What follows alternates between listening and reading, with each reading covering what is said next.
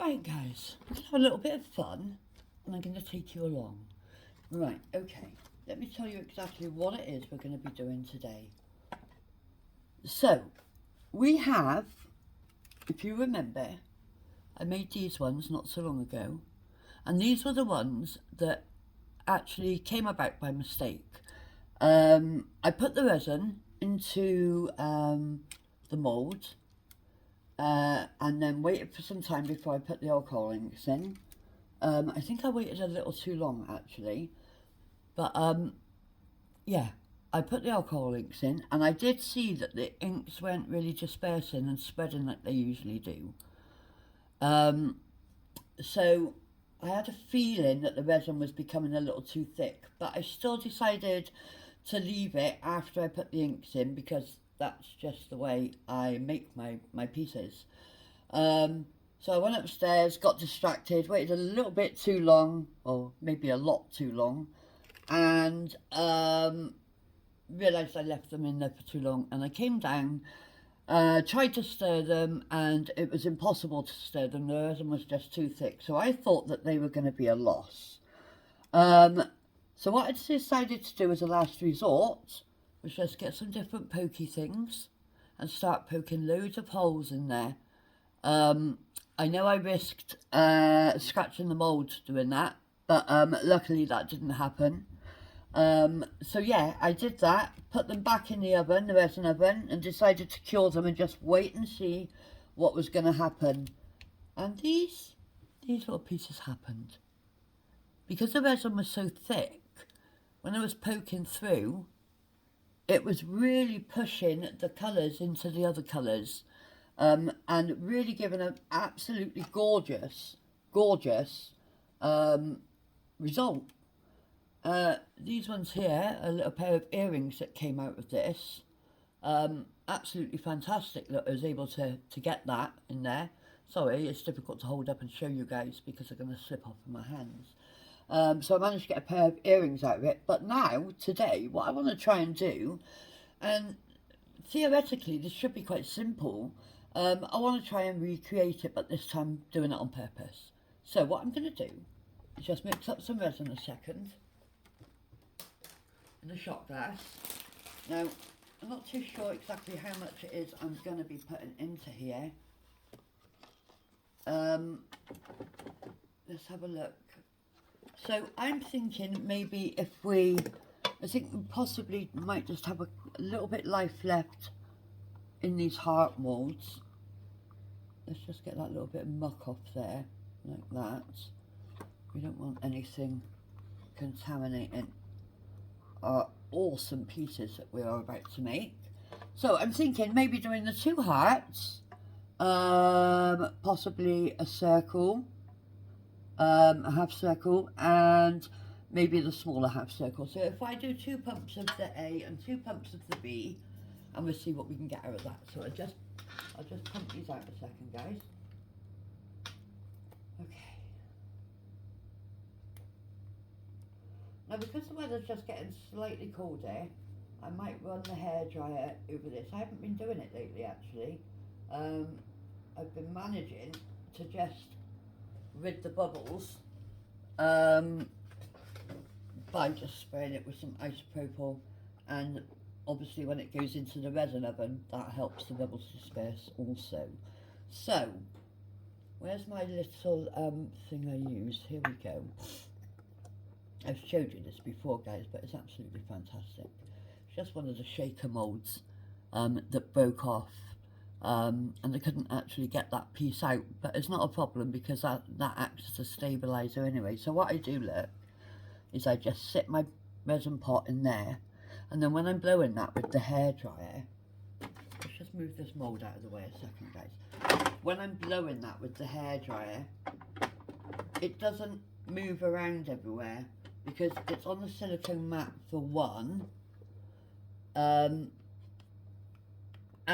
two, it's actually got a little bit of weight in there anyway because of the... Look, I've got so much junk. My bedroom, well my living room, sorry, really, it's bad. I need to get on and sort this out guys. Right, so anyway, let's stir this resin. Right, I'm not going to talk a second, guys, okay, because you're not going to be able to hear me anyway.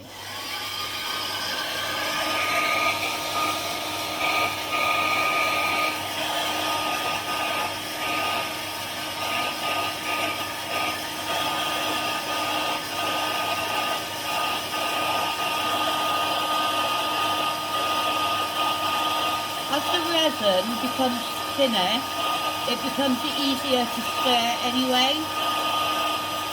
Here we go, look, it's really thinning down now. And the fact that the pot is moving around like this is a good thing, because it's not allowing it to overheat, because it could flash kill doing this. I've always been very careful, and I've never ever had a flash kill by using the hairdryer.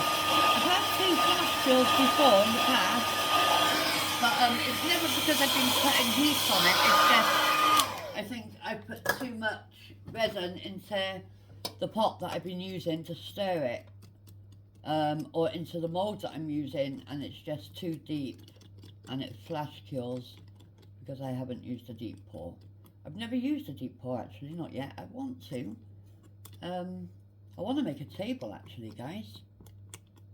I know I can do it. And it would be fun. Oh, it would be absolutely fantastic.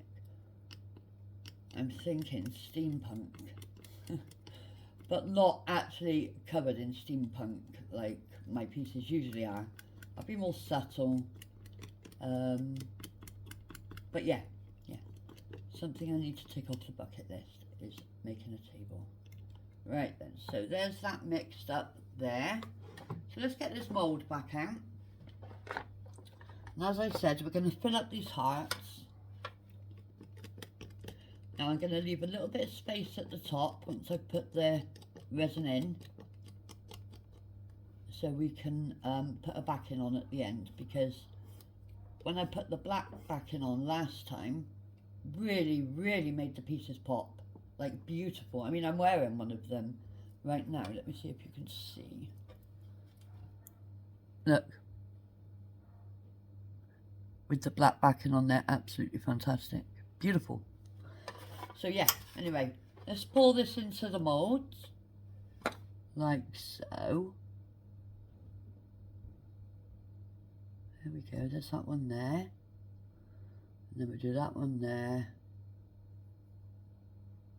I do love these love hearts. They're beautiful when they're successful. They really are something else. I think I'm just going to go for these 2 smaller ones, guys. If I can manage to fill these. I think I can. Only just though. Wow. Whoa. Let's see if I can scrape this out, because that would be a bit of a bum if I can't. I think I should be able to actually. Maybe just. Go on, keep going. We got this. One more. Number 2. Nearly there. Very nearly there. Okay. So, that one's not quite full, but what I could do is just cheat a bit and take some out of that one. Easy peasy. And some out of this one. And there we go. And maybe just one out of that one. There we go. Yeah, that should do it, guys. So what I'm going to do now is pop these in the oven.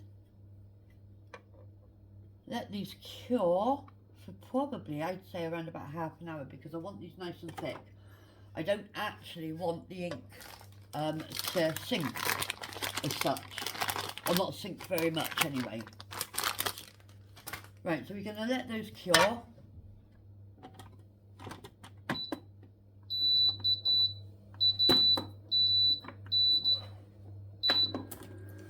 Let those cure, and then probably in around about 45 minutes I'll come back and put some, not 45 minutes, in about half an hour I'll come back and I'll put some inks in these. Talk to you in a bit, guys.